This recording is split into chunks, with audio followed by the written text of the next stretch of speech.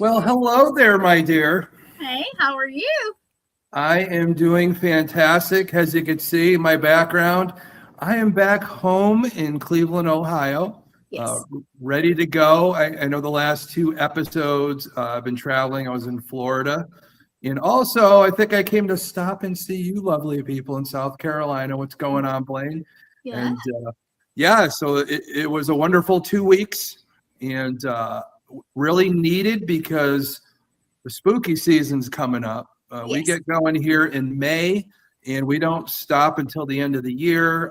Station and I, as Wardruna, will probably be in about 10 different states for events. And also, myself as a shaman with the Shaman and the Showman LLC, we have three major events. Of course, first up, which you just saw, the Connecticut Paracon on July 11th.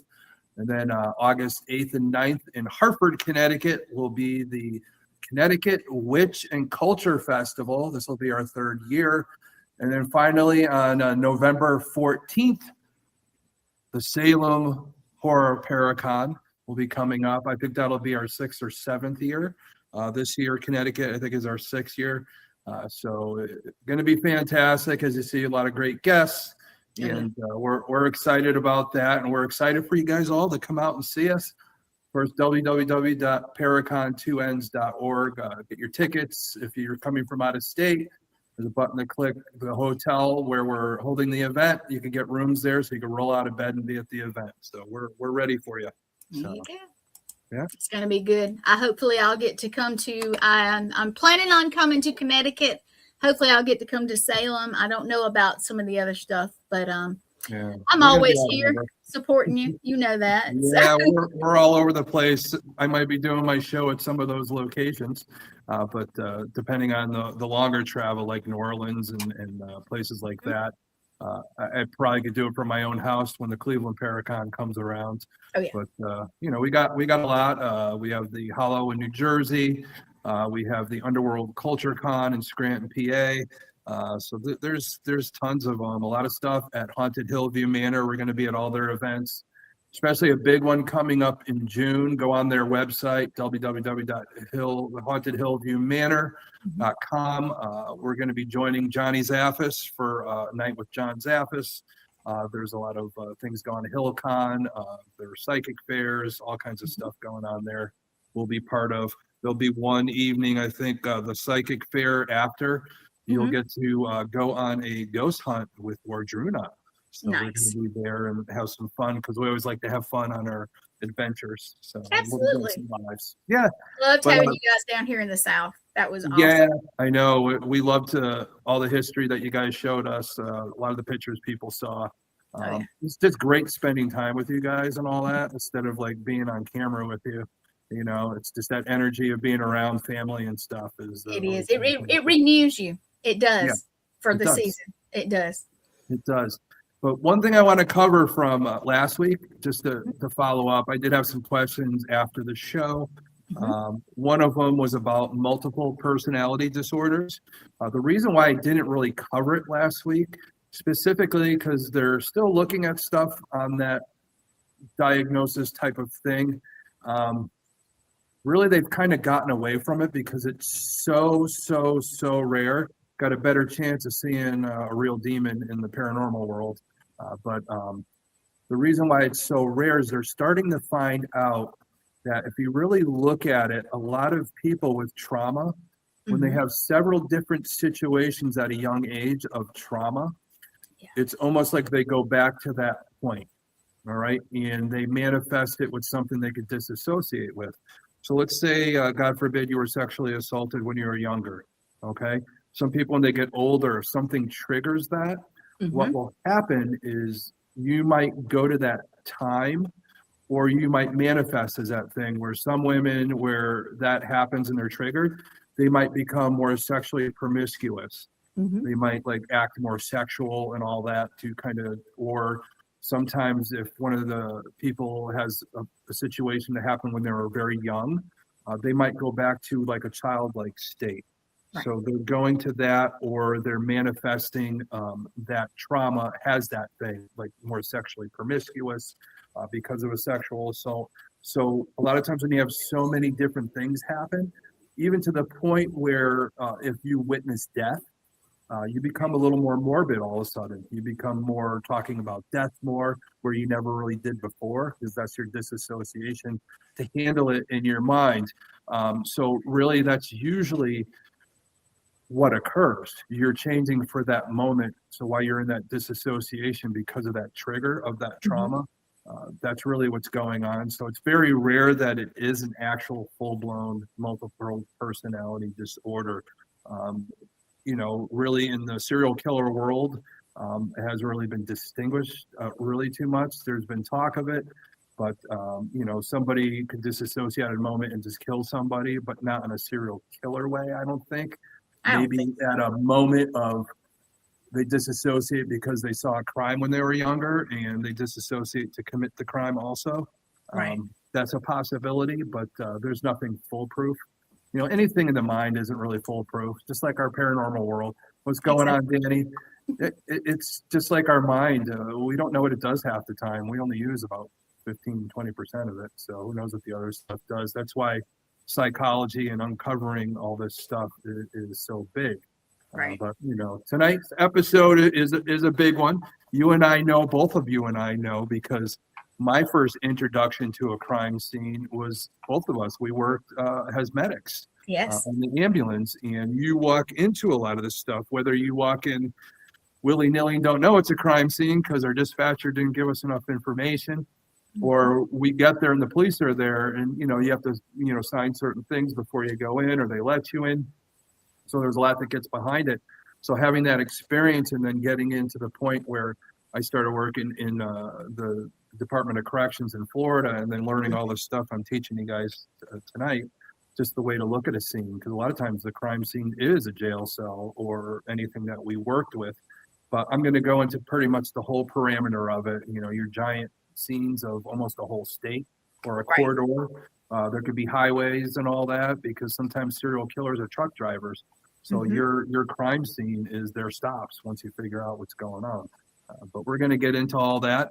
And again, appreciate all you guys watching tonight. Again, like I said, why I'm talking about all this stuff, I tend not to watch any comments, and after the show, I do acknowledge everybody. But also, if you have questions about anything, make sure you put them in all caps, and that way I'll answer them at the end. But also remember, a lot of the information that I give you, a lot of things that I talk about, don't take them to heart. If you're having an issue, psychologically, anything like that, please, please, please go to, your psychologist or anything. Talk to them. I'm not somebody here that's going to diagnose you, anything like that. I apologize for that. I'm no longer really in that field. So I want you guys to be safe, get the information, and have a good time with the show.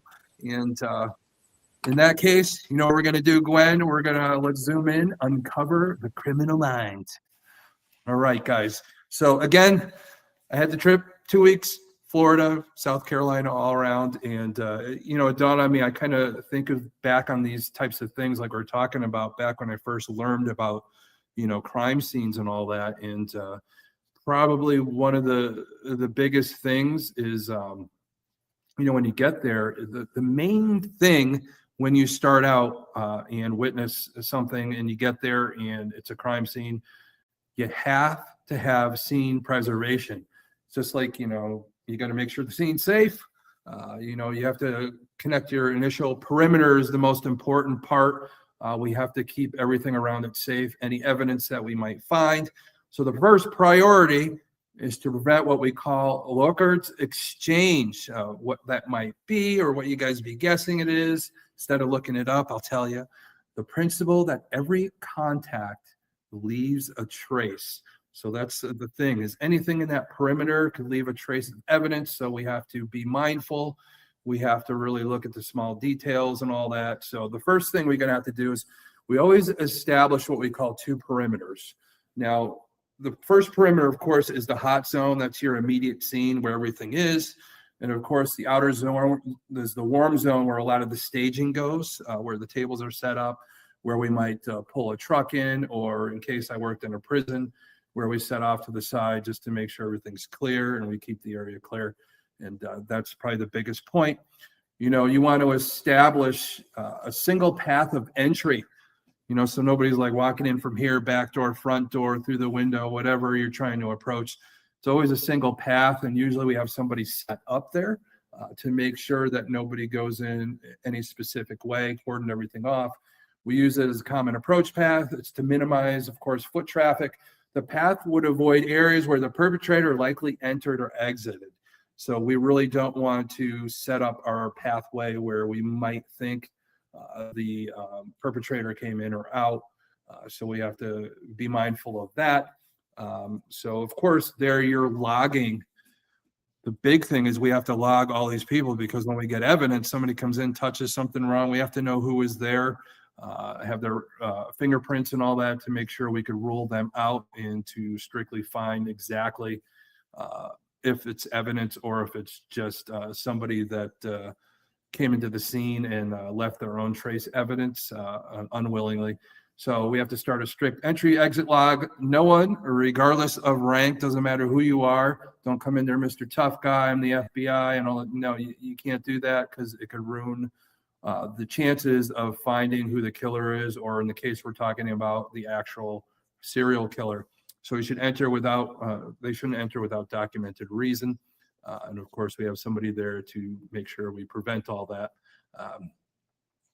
First things first is what you see in a lot of the movies is always somebody walking through and kind of notating down what they're seeing and trying to come up with, you know, that initial picture. So it's that preliminary survey, what we call the walkthrough, of course, very easy, generic. It's before any evidence is touched at all. We don't want to touch anything yet. It's the lead investigator. Usually one person is going to notate this, possibly two for a second view, but usually it's like to be one person to make sure, because you haven't touched any evidence yet or picked it up. We don't want anything to get ruined. So we're going to do a visual assessment. So we're looking for staging. Staging, of course, we hear in a lot of the movies and all that. They move the body to make it look like, you know, something that they want it to look like, or to you manipulate a body or an environment to shock the investigators or misdirect the investigation. Because a lot of times if you move the body, stage it, now we have to figure out where initially the action happened, so we could find more of, you know, the timeline and all. But you want to identify transient evidence. So this is to know anything that could disappear quickly. You know, case in point, sometimes you could get to a scene where somebody might have came in and left a foot mark, like a wet footprint.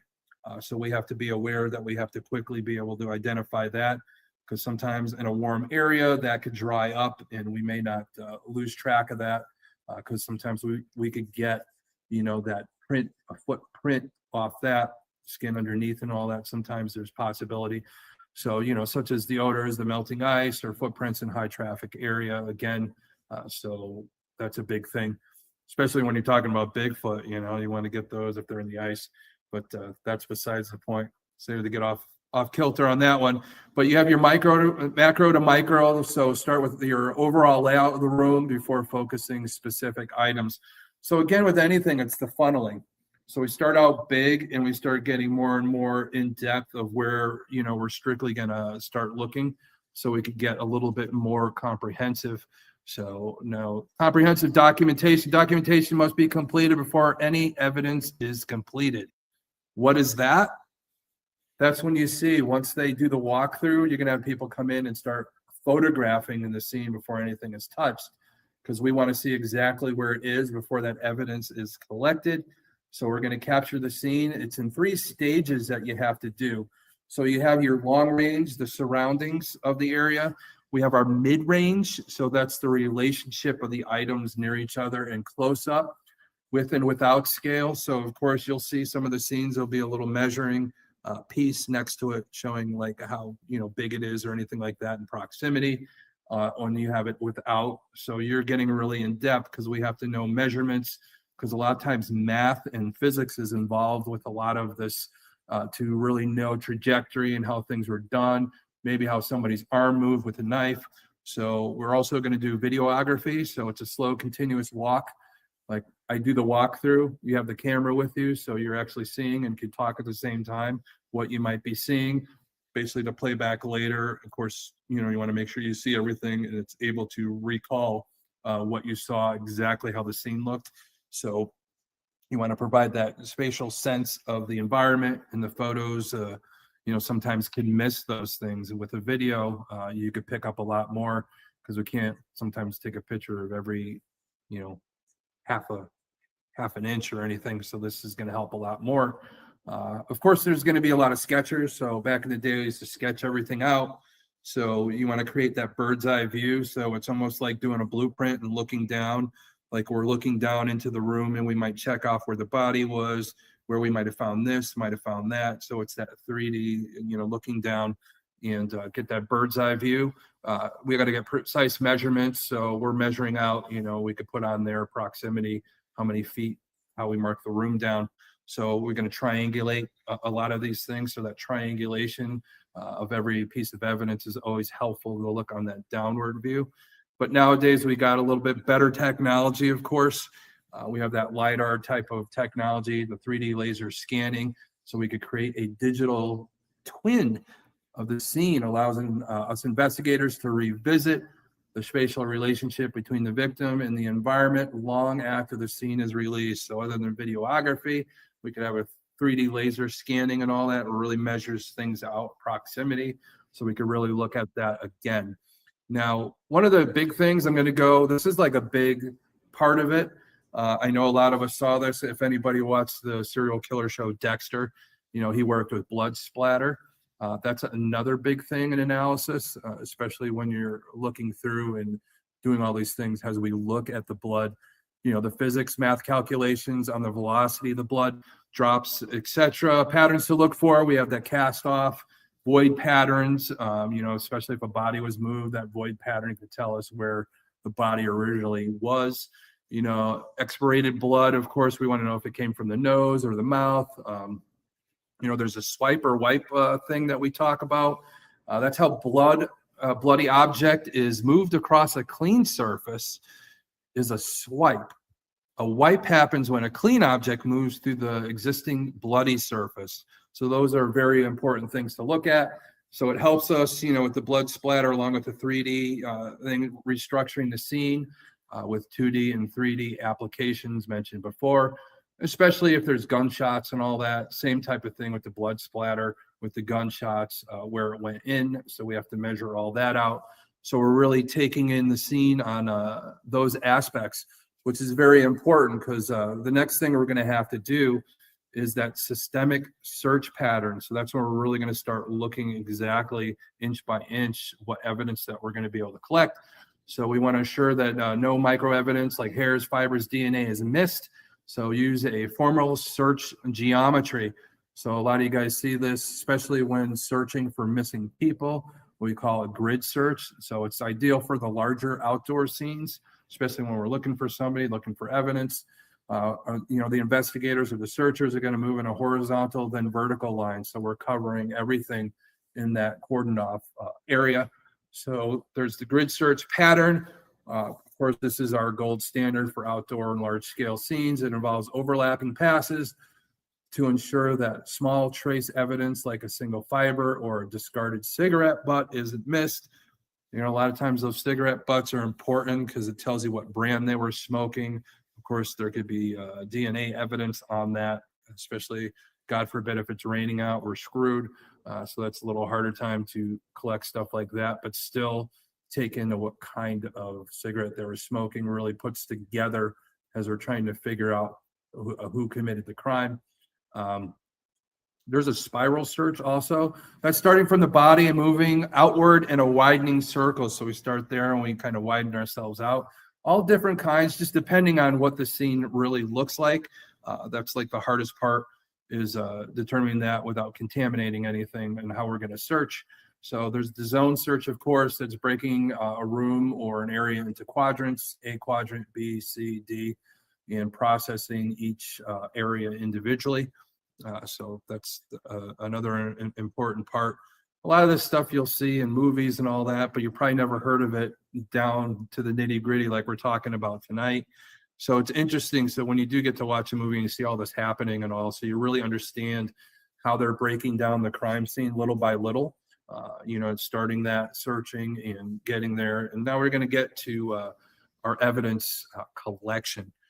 So evidence collection, chain of custody, big thing. Evidence collection, chain of custody, very important, because we all know that chain of custody is how they screwed up on the O.J. Simpson situation. So that chain of custody was taken into consideration. So we got to be very careful of that and how we collect everything. So handling evidence requires extreme care to avoid cross-contamination. When we're collecting biological evidence, which of course is your blood or fluids, should be dried and stored in paper bags, never plastic, of course, because that could create a contamination, which traps the moisture and destroys, of course, DNA. So that's a big thing nowadays. Back in the day, before DNA, a little bit harder. We're more geared off fingerprints and stuff, but DNA nowadays has been a godsend for law enforcement. Also for scenes that happened years ago, they're starting to track down using DNA to find that people that are in prison shouldn't be there and let out, or people that should be in prison are still out. We come to find them, like D'Angelo, who was the Golden State Killer, who was a former law enforcement officer. Familiar DNA had caught up to him, and we were able to capture him with that type of DNA. So, of course, there's trace evidence. That's specialized vacuums that they have now, and lifting tape for fibers and hair. So those are something that's very hard to pick up. So there's types of things that they have now to be able to collect that evidence properly without contaminating it. Signature items, this is the big one, especially because we're talking about serial killers, serial cases. So the signature items, are your trophies, or specific arrangements are vital, how they arrange the body. These must be documented exactly as found to aid in behavioral profiling. Of course, when we're trying to track down, especially when it's similar from scene to scene, it's very important, especially the trophies. Or sometimes you don't even know what the trophy is. That's why it's important for investigators, and when they start interviewing people after, to really track down as we profile the victim too. What their favorite things were, anything like that. Track down why is their driver's license missing. That could be considered a trophy. What we mean to track down, credit cards, anything they might have kept sometimes at the scene. Again, warning, when I talk about some of this stuff could be disturbing for some people. Just put that warning up. But you could go in, there's bodies missing their head. Bundy used to keep his victims' heads and all, and has a trophy also, along with Polaroids. He was said that he kept these trophies. He says, when you work that hard to do what you do, you want to be able to remember it. So that tells you what kind of psychopath he was. But those are the signature items, anything you could think of that they keep for some reason. It could have a calming effect for them, or it helps them, that trauma that was their catalyst to create them doing these crimes. It puts them at able to calm down for a while. Of course, with serial killers, they calm down for a while, they kill again. So sometimes they use this stuff to hold them over until they kill again, which is unfortunate. But we always have to know what those items are. So it helps in the behavioral pattern to really figure out how these people are thinking, what those patterns are, what to look out for to prevent another crime scene like we're talking about. So there's advanced trace evidence recovery. Serial offenders often become more forensically aware. Of course, they watch too many shows and see what's going on. There's some serial killers that used to, like the co-ed killer, Ed Kemper, used to hang out at a bar with a whole bunch of other police officers that would talk about, what they were seeing. So he's learning and how to cover up his own tracks. Because when police officers get drunk, they don't know they're talking to somebody that's the actual serial killer they're looking for. Another was the Hillside Stranglers. They would do ride-alongs, and these police officers just talk about, they were looking out for these guys, and they're sitting in the police car with them. So a lot of craziness in how they would do those. So they become forensically aware. So over time, they make a recovery of microscopic evidence is vital. So there's alternative light sources. Of course, you'll see they have the light to see if there's blood has been there, dried up blood. We got our blue lights and all that. So it's to use different wavelengths of light to identify biological fluids. Of course, some of us use this when we go to hotels to make sure the bed isn't all messed up and all that. So it's a little skeevy. Looking for bone fragments or cleaned up blood stains are visible to the naked eye. So that's important. And again, we have our wet vacuum forensic sampling device that can recover DNA from porous surfaces like untreated wood or bricks, where traditionally swabbing might fail it, like traditionally. So a lot more technology is able to collect a lot of this evidence, especially DNA evidence, to the point where it's gotten so good that they're able to potentially put more victims to rest and solve things that have been years. Like technically, I still don't know if it's right, but you know that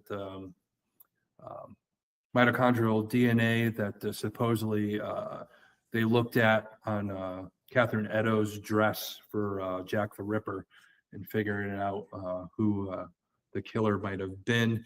Kaminsky, who was in a psychiatric institution, and that's when all the killing stopped, when he was taken in like that. So that was his mitochondrial DNA was on that dress. So that's why they think he was Jack the Ripper.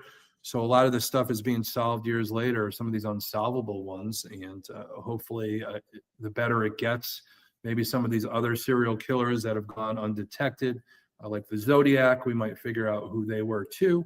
Got your behavioral evidence analysis. So this is where we really get into profiling the scene. The scene is a reflection of the offender's state of mind, which is important because we really want to know what they might have been thinking at the time and how they leave the scene, how much they take care of the scene, or how scattered it is. So staging detection is determined if the scene was staged to redirect the investigation. Of course, you have to be mindful of that. That's that organized, making a ritualistic murder look like a botched robbery. That ritualistic thing. If we go to the movie, the Seven with the Deadly Sins and all that with Brad Pitt, Morgan Freeman, we all know that he was setting everything up, staging it to look like each deadly sin. So that was part of that movie. But we have organized and disorganized classification. Organized reflects the methodical offender who brings their own tools and removes evidence. So like hiding your tracks, you're walking down, you don't want anybody to follow you, so you sweep your tracks and all. So almost a similar way in doing that. So our disorganized reflects a more of a sudden impulsive act, often leaving the weapon behind or a significant physical evidence behind, making it a little more likely that we might be able to catch up to that person. Again, organized, even down the road, a lot of times they're very hard to catch. We're usually waiting for them to make a mistake. Like with Bundy, he got pulled over for a traffic stop. Berkowitz, a parking ticket. So those are the things, how they catch up to them. It's just that one mistake that we have to be aware of, but we have to really take a look at everything to get to that point. So another big part, our victimology, our post-mortem analysis. So in serial cases, the victim is often chosen based on a specific ideal or availability factor. This is, again, where we have to profile our victims to figure out, similarities when we have to look at similar cases. In other words, to signify if this might be a serial killer case, the familiarity of how the person looks, how they're staged. There's certain things that were taken from the scene. If we have a similar scene and everybody seems to have their driver's license missing, that may be what they have for a trophy. So those are the things that we have to look at. There's the comfort zone assessment. So it's determining the geographic relationship between the dump site, the kill site, and the abduction site. Helps establish the offender's buffer zone, the distance they maintain from their own home or workplace. So they could be doing this after work, before work, at home. Those are the things we have to look at. Where they were abducted, of course, if they were abducted at the same place they were killed, the dump site. a lot of people always want to do something where they know and they're comfortable. So that's why we kind of have to know where it all occurred, if it's happening over and over in that square area. That's where we really get down to the nitty gritty of that zone, of course, comfort zone, knowing that the killer knows the area. So they, signify where they're going to keep doing that over and over again. And it helps us be able to track them down that way. There's the wound pattern analysis beyond the cause of death. Investigators look for overkill or specific post-mortem positioning. This distinguishes the MO, modus operandi, what is needed to commit the crime, from a signature, what the offender does to satisfy an emotional or psychological need. The case of the BTK killer, bind, torture, and kill. So a lot of the scenes, they were bound and looked like tortured by the looks of their bodies and all that. So those are really what the MO was for Dennis Rader, the BTK killer, that sadomasochism, sexual assault. But that's besides the point on that one. But the next we get into is our digital and technological canvassing. This is where a lot of the newer technology, of course, has helped trying to track down some of these serial killers. What they're doing now, is, of course, is your cell phone really, going off towers, really pings in on who was in the area, to the point where they could ping in on the tower of any cell phones that were in that area at that moment, to the point where they could go and canvass an area, let's say that little square area where like a few houses are, and you could rule out people that live in those houses. And this is, okay, why was this extra cell phone here at the time of the murder? Becomes a suspect of whoever owns that phone. So it's that cell tower dumps, capturing all the pings from a local tower at the estimated time of death to find anomalous devices present at multiple scenes. So if we see that at multiple scenes, then that could mean that's our guy or our lady, to be able to find out that phone and track them down. So there's also geofencing. It's identifying every mobile device that entered a specific perimeter during the window of the crime. Another way to look at it. So, but alternative perspectives, while forensic science focuses on physical, some investigators, like ourselves that we're learning, myself, also look into the geographic profiling. We want to map the scene's location relative to other incidents that happened to determine the offender's anchor point or hunting territory, which again, I talked about earlier. Some of these people, the happy face killer was a truck driver.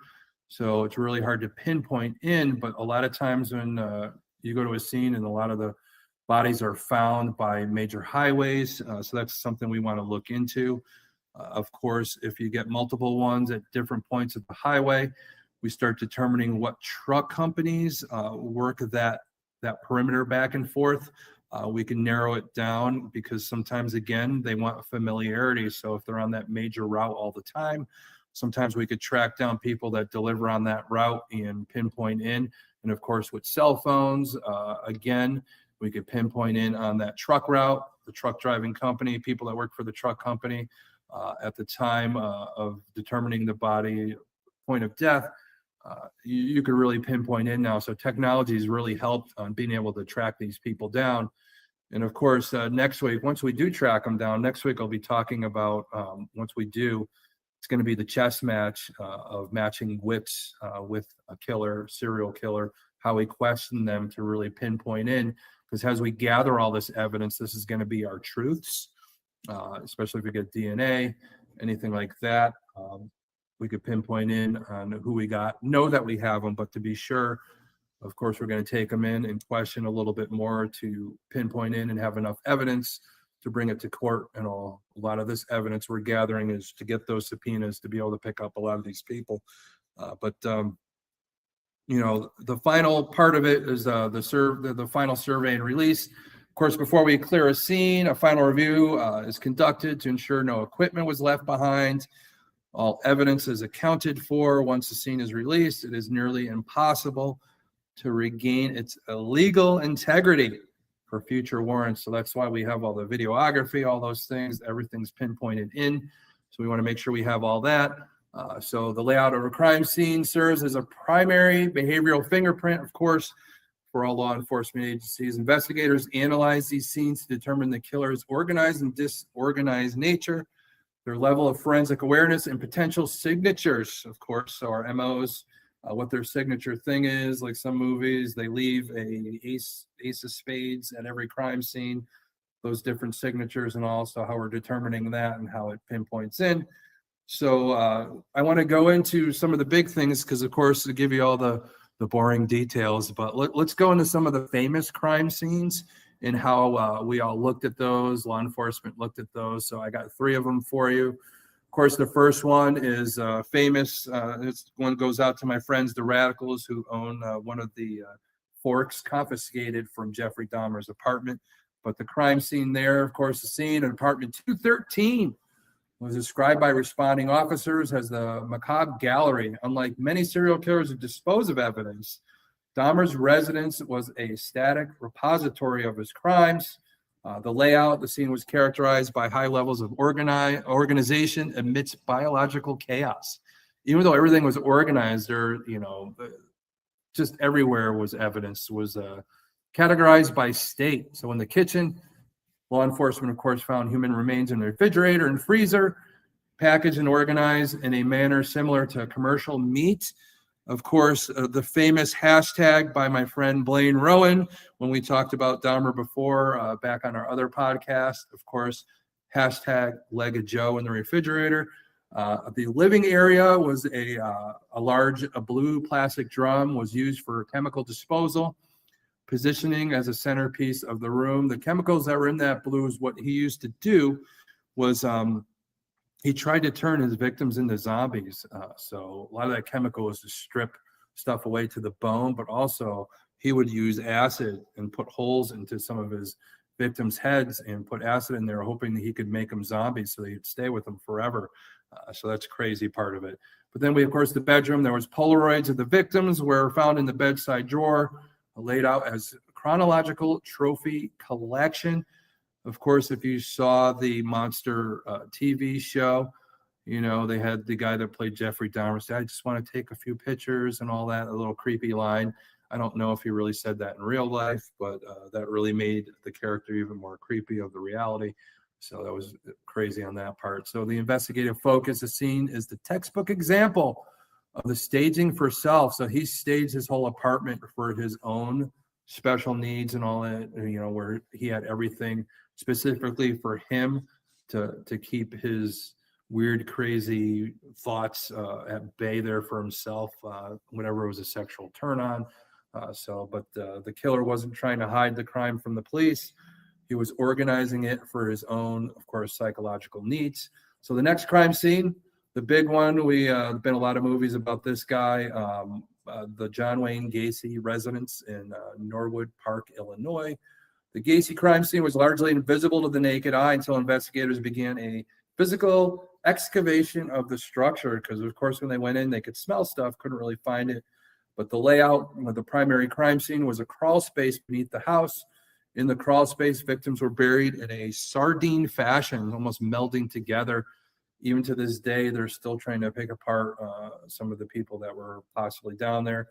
They were tightly packed and layered. Investigators had to map the scene using a grid system, and we talked about earlier, your A, B, C, D, carefully documenting the depth and orientation of each set of remains.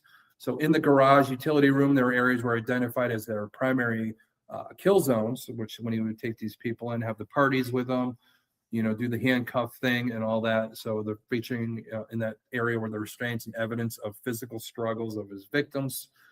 The investigative focus, law enforcement focused on a geographical efficiency. Gacy used his own property, of course, as a disposal site, which required high confidence and belief that his public persona provided an invisibility cloak. He was very engaging in politics and all that. So, winning like awards and all that for stuff that he did for his community and giving people jobs. So a lot of people wouldn't think. So it took a while to find him because technically he, like we talked about last week, developed and pretty much had a psychopath type of personality that also what we call a communal narcissist, somebody that's out in public, could show, hey, he's a great guy, but behind the scenes is very abusive and wants everything about him behind the scenes. So it's something that we looked at with that. Finally, probably one of the biggest ones is very weird because Bundy was very calculating at first. And I think near the end there, he started to fall apart. That's why he was captured. But that's why we look at the scene. It was hard to piece it together with some of his stuff out in Washington. This is when he was in Tallahassee, Florida, the Ted Bundy Chi Omega house. The scene is a premier example of a disorganized, frenetic layout occurring during an organized killer's spiral, like we talked about, spiraling out of control. He was organized, so that made it harder to pinpoint in. But the layout, the scene spanned multiple rooms and a second floor of a sorority house. And the path of travel, investigators tracked a rapid linear movement through the hallway. The lack of forced entry suggested a blitz-style attack, which is similar to the other guy that killed the college students out in Idaho. That was very recent. So biological evidence, the layout was defined by a high volume of physical evidence. Bite marks, the bite marks are really what keyed in and figured out that it was Bundy because of the mold they took from him. The hair fiber left in the short window of time. Of course, the investigative focus, like we talked about, law enforcement utilized the bite mark analysis, blood spatter patterns to reconstruct sequence of events. The messiness of the layout indicated a loss of control, which eventually led to his capture. Really in there that he really started losing it, which was good that they captured him because who knows what he could have done beyond that point. But, in closing, let's just do a little summary. Of course, serial killers, it's more of that organized, disorganized scene. A lot of times with an organized scene, when we look at body placement, it's often hidden or posed. So a lot of times they might hide it. There's evidence there, no body, because without a body, or the case, they say you can't convict. So that's what serial killers that are organized are trying to do. They might hide it away. Like Bundy, some people revisit their crime scenes. So where they have the bodies hidden, they could go back to, or they pose them in a certain way that gives them sexual gratification or just to mess with law enforcement, like a game of cat and mouse. Their weaponry, they usually take from the scene. The evidence is usually very minimal evidence of cleanup. They might have tried to clean the scene. Of course, we have our special lights to see what they might have cleaned up. The state of the victim, where they restrained, controlled, so that controlling psychopath. Now, disorganized scene, we had our body placements usually left where the assault ended. The weaponry opportunities, something they might have found at the scene. They might not have really thought of what they wanted to use at that moment. Evidence, high fingerprints, DNA, common everywhere. In the state of the victim, looks chaotic, a sign of sudden struggle. So it wasn't really a planned out surprise type of look at it. But this is really what goes into it, and we put all this together, like I talked about, our history of profiling and law enforcement, how we look at things. Also, we looked at the types of serial killers, and then last week, the psychological reasoning behind some of these serial killers, and now how the evidence lays out, looking at a crime scene. And now from there, when we use all this stuff, put it together, see the patterns, and then we hope sometimes that we could pinpoint in, like we talked about cell towers, things are becoming easier and easier to pinpoint in. Of course, the 80s was the highest time of the most serial killers, but as technology comes out, it's making it harder and harder for them to commit more crimes than the 3 considered to be a serial killer. We're catching people a lot quicker now, I think. Are there serial killers still out there? Yeah, there's people out there currently right now taking a little different look at it because there's so much information out there. And some of these killers, especially organized, are looking at other ways to hide their crimes. So it's that cat and mouse, it's that challenge. And next week, we're going to be going into how we interview and interrogate a potential suspect, really with the psychology behind it. We're really going to go really far into it. Next week's going to be really exciting. I hope you guys enjoyed the last few weeks. We're leading into it, and we're learning more and more. We're getting to the point where we're going to start looking at individual serial killers, going to start having some guests on their views, specifically ones that are keyed in specifically on a certain serial killer, have studies behind them, get their opinions and all that. And of course, we want you guys involved too. Anybody that's watching, everything that you learned, how you look at it. Again, remember, we're doing this podcast to help you guys learn how to see things, how to avoid becoming a victim, or help, with our children growing up, how to recognize things, get people the right help. Of course, my healing group, Wardruna, a lot of things that we look at, especially with my background, just helping children, in specific situations. It's not all about, paranormal that we do. It's outside of that too, helping victimology and people that have gone through traumas and all that, to get them the right help, the right people. So keep that in mind. If anybody out there is in need, be sure to reach out. We'll get you the right help that you need, and to help kids go through some of this trauma, that way they don't develop at an older age into being one of these types of monsters, or become a victim themselves, to avoid all that stuff and to keep ourselves safe and all. And we'll probably do a show about keeping ourselves safe and how to protect ourselves, and we'll go into all that too. But from here, we'll bring Gwen back out, see if anybody has any questions, and that way we can answer them after a little bit longer tonight. So I usually like to get done in 45 minutes, so we have a few minutes to talk. But there's Gwen. Oh, there she is. How you doing? I'm fine listening to you. I'll be real with you. Interesting. We, like you said, we both worked in emergency medicine, let's call it. And you were, yes, I loved it. I'm sitting here all in it.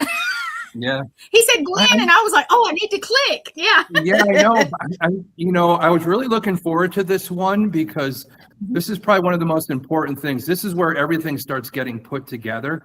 This is where we really determine, hey, we got a serial killer on our hands. How are we going to approach it? Now we have to really start profiling and getting other people involved with the specialty. People like myself, the forensic psychologist, and really looking at a scene and all the evidence. As you gather it, you look at it and you get the data, because just so you guys know, profiling is boring as shit. All right. The movies make it look like it's this fantastic thing. Now, remember, profiling is just a part of the job. What it is gathering enough information to put something together. So it's all data. So unless you like data and putting it together, we're putting together, we're making a model of who somebody might be by their behaviors, by what they leave behind, what we know potentially from past serial killers, of course, the BSU, doing the Mind Hunter and interviewing other serial killers. So we use serial killers from the past to be able to put together patterns of ones now, because a lot of these serial killers look at other ones that do the same thing as heroes, start copying them. Bundy helped the FBI track down Gary Ridgway. That's why in Silence of the Lambs, that's why they used that character to help the FBI track down. And specifically, Thomas Harris, the writer, used that scenario for the book. And of course, Ed Gein character being Buffalo Bill. So there was a lot of different history of reality making these movies. So when you do watch these movies, there is some reality behind it, all depending on the movie, because sometimes they get people maybe like myself or other people that have been doing this for a while to really look at the movie and say, hey, if you do it this way, it's going to be more realistic. Sometimes people go into willy-nilly, they read a book and think, hey, I got this down, and then it doesn't make the movie realistic. So you want to make it as realistic as possible. You do. I'm going to start popping up where people said hello while you're talking. Yeah. Of course, we got Blaine, Asia, Raven, Danny, Samaya, Mr. Greg, Marla, me explaining to everybody. Greg again, Adam, of course. Marla has, I'm gonna go past it. Marla, if you want to read that, okay. Do all of the, you can read it. Go ahead. Sorry. Testing sightings, keep records and samples of what they are testing. Yes, you have to. They keep them for a long amount of time, even after somebody's put in the jail. There is a time period that everything's held onto. I don't know what they're up to now, but there's stuff that cold cases, their stuff's still in lockers and all that. I think a lot of times after, even if a crime is solved, nowadays with DNA, they may not have to keep it as long because it's a little more closer to 100% than it used to be. And it's good that they do hold on to that, because some people that were put in prison, we're finding out were wrongfully accused, and DNA is getting them out. So they do have to hold on to that stuff a long time. A lot of your towns have multiple buildings that are owned by law enforcement or forensics to store a lot of this stuff. So it isn't all stored at a police department, undisclosed locations where a lot of this stuff is stored, just in case. Yep. So, you know, you want to do right by people. I know sometimes everybody hates law enforcement, you know, lawyers, legalities and all that, you know, until they actually need them. Yeah, they hold on to this stuff just basically for your own rights. So if you're wrongfully accused and God forbid go to jail, at least, you know, sooner or later, hopefully science catches up and gets you out. That's true. Anybody got a question? I know we got people watching, and once again, the counter right there, it's never right. So don't go by that. And I know people that are listening too, because they like it. They really do, Tom. You're very informative. But anybody have a question? If you do, my question, I do have a question, because I've been on many crime scenes and stuff like that and I've had my boots taken and little pieces of my hair, which did not make me happy. And so I've had all that done. My gloves, I've had to leave my whole uniform and everything. And I hated that, but I knew what it was for, and it would be a little bit of an aggravation, but you know, stuff happens. Well, it is, because, you know, as a medic, you go in, and if the scene hasn't been secured yet, because they don't realize it's a crime scene, you go in as a medic. If they've been shot or anything like that, they're bleeding. Yeah, you have to transfer goes onto your uniform, especially if, you know, there's residue that might get on your uniform from that wound, that residue tracking and all that. Some people don't realize that sometimes the bullets, you know, don't, you know, go in and out, and as you're moving the person around, some of the bullets get stuck in your uniform. You don't even know they're there. So, I know somebody that actually, because they had to move the patient, because sometimes you have to move them to get them on a flat surface if they stop breathing or something, because it, you know, but one of the shells, crime scene doesn't matter. One of the shells casing went in their boot, the cuff of their boot, and when they took it off to give as evidence, there it was. So and that's hard, because if they don't discover it right there, if you don't, you have to strip down, you know, if it becomes a crime scene. Because if you go home with that bullet casing, and that bullet casing could convict somebody, once you leave that scene, it's corrupted. It no longer could be considered in a court of law. So you have to keep it in that area. So that's a very important part, to make sure that if you're part of a crime scene, and you can't really leave. Sometimes and you don't know if it's a crime scene. Sometimes, like we said, you don't know sometimes. Well, exactly. Sometimes you're stuck there. Another rig has to come and take the person, if they're still viable, or the coroner to come and remove them after everything's cleared. But if there's still a viable patient, you know, and you're involved and they consider it a crime scene, you're stuck there. They have to look everything over on you. They release it to somebody else that's beyond the hot zone on that outer perimeter, what we call the staging area, and be able to take them, you know, after they've gone out that path to get there. So that's important too. So, now, Marla has another question, if you can see that one. She was saying good for the answer, but she said ADA assistant threw some rape information away. DA assistant threw some rape info away because he knew the rapist. How do they get justice for what happened? There's got to be proof behind it. You know, there's speculation. What did he throw out, or what was there? Right. You know, you throwing out evidence, there is that point where there is laws that if you get rid of something and they know you got rid of something, you could be brought up on charges, because that could set somebody free. You could convict the wrong person, especially when it comes to rape, as we talked about. You know, the BSU Behavioral Science Unit tracking on these serial killers really started from, there was a lot of serial rape and murders constituting the phrase serial killer coming about, and that was a big part of it. But yeah, even if you're the DA and all that, and you handle something like that and you get rid of it, you're under scrutiny too, and you potentially could be arrested, lose your law license and everything. So there's a lot that goes behind it. They don't screw around when it comes to this type of stuff, especially the science we have now, and the more provable things are. Nothing's ever guaranteed, but it's pretty much 100% with a lot of the DNA nowadays, especially the context and what we find forensically. Greg, Thomas, Greg is saying he looks dapper. He did. I like the look. I do. Yeah. It's my formal Irish hitman. Got my vest on and all that. I thought I'd look a little bit more, I have all my posters out to advertise. I thought I'd kind of look like I do on that, so it'd be good. So. I like that. She's saying that the DA assistant got fired for doing it. I'm glad they got fired, but I truly hope they got prosecuted also. I really do. They, when they get fired, like, you're not going to get away with it. They are going to be brought up on that because it's, aiding and abetting almost in a way, trying to keep somebody safe. And, it's a conflict, of course, if there's a scene and all that, and the person exclusively as a friend, you can't really represent them properly. It's the same thing, a husband and a wife, go to court, you can't, they can't bring you to testify against your husband or wife, depending on the circumstance, against them when you're still married, because of course, are you going to tell the truth? Probably not. You're going to protect your loved one. So that's why they're not going to bring them up on the stand. But even as a lawyer, if you exclusively know somebody, are you going to be able to represent them properly? That's why it really bothered me with the O.J. Simpson, because his initial lawyer was one of his best friends.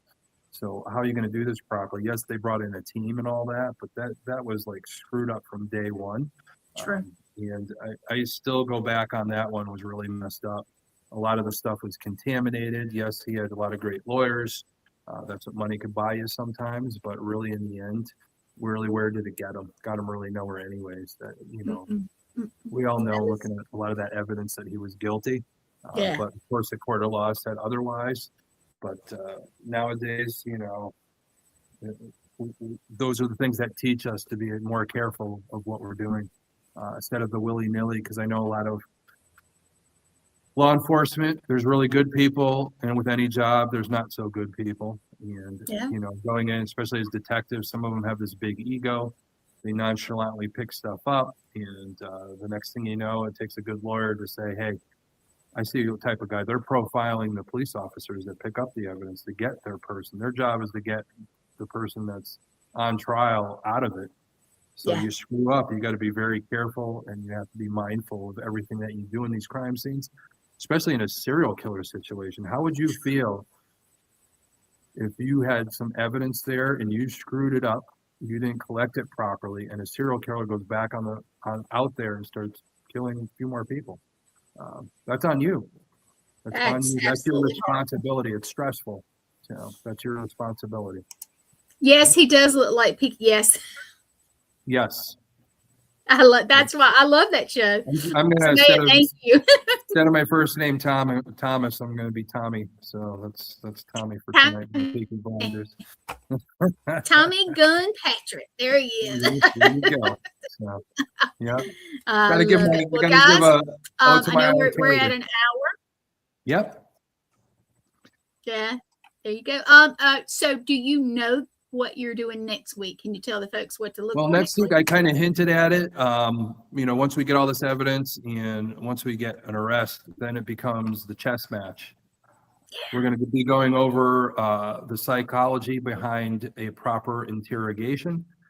Not really the ones you see on TV. We're going to go really in depth of how we interview a potential murderer or a potential monster. But a lot of stuff we're going to talk about next week is also things that you could use in your daily life.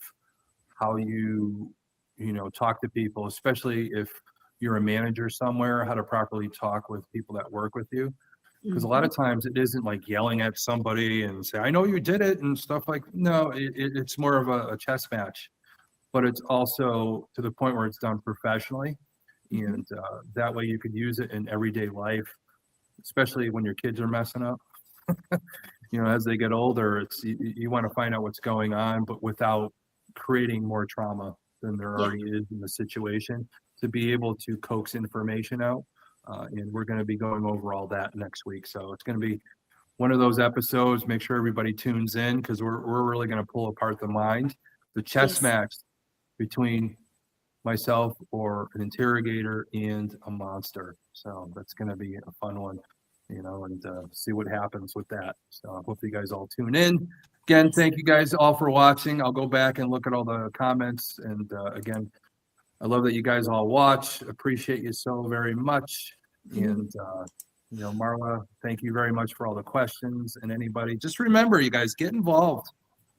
Make this immersive. Ask all the questions. Something that you've always had on your mind. Asking that question might help you in a situation.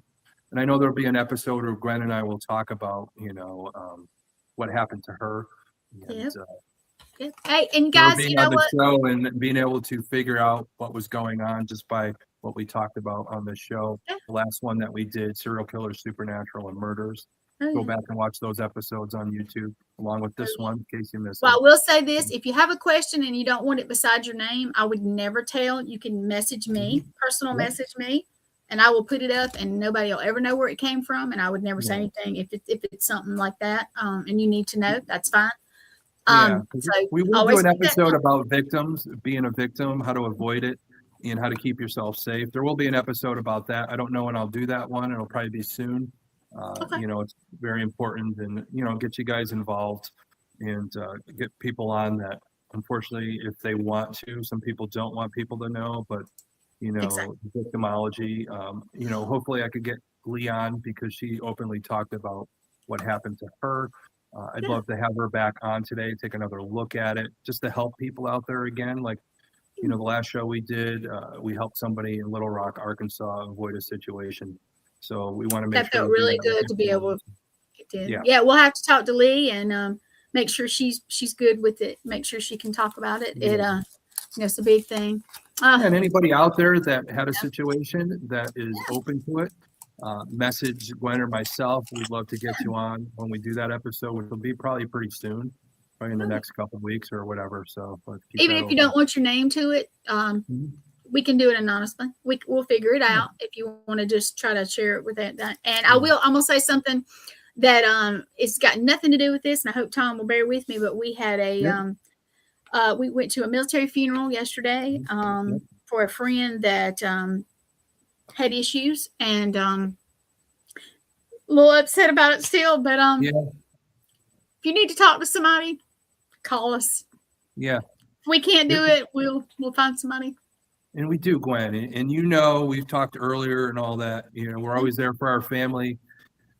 We know how rough it is, especially when somebody goes through that type of trauma and decides that they don't want to be with us anymore and all that. That's the sad part, is the people that they leave behind.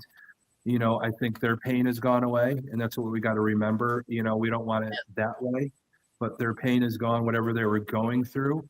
But anybody out there that's going through that, remember, like I talked about, our healing group, Wardruna, will get you in touch with the right counselors, or we could talk to you ourselves.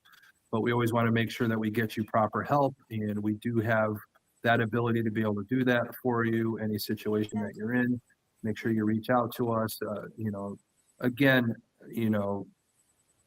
I always like to say, I had a captain that used to tell me that, as long as nobody died or escaped, everything could be fixed. So we want to be there for you, help your healing, help your trauma. There's always a solution. There's always a solution. It's a matter of finding that path and letting that person with the candle in the darkness light your way. And we're there for you, just to sit with you and just be quiet and listen to you. That's what we're here for. That's right. And Marla's got it right there. She's got it. Exactly. Perfect. Yeah. Just call. Just call. Well, guys, we are going to get off here. I'm going to let Thomas put it out there, close it out. But I am going to do my best to, I think, Saturday. How many episodes is this now? 4? Yeah, it's 4. So it is. Yeah. Saturday, I am going to. Yeah, I'm going to do my best, if it's good with Thomas, to just kind of pre-play it. We won't be online with it, but you can go back and watch it, catch up. I think if that's okay with him, I think I'll set it up for that, and I think it will be good. That way, if you missed something or you want to rehear something, I think it'll be good. And if you have questions, message Thomas, message me as soon as we can get to it. Yeah. That's right, Blaine. You are. Blaine's ex-military. I hope I said that right. Blaine retired. Hope he'll listen to you. All of us will. I promise. So. Yeah, we've all been through stuff. We've all been yeah. through stuff, and we're always there for each other. And Exactly. you know, there's always somebody out there that'll listen. So just remember that. Exactly.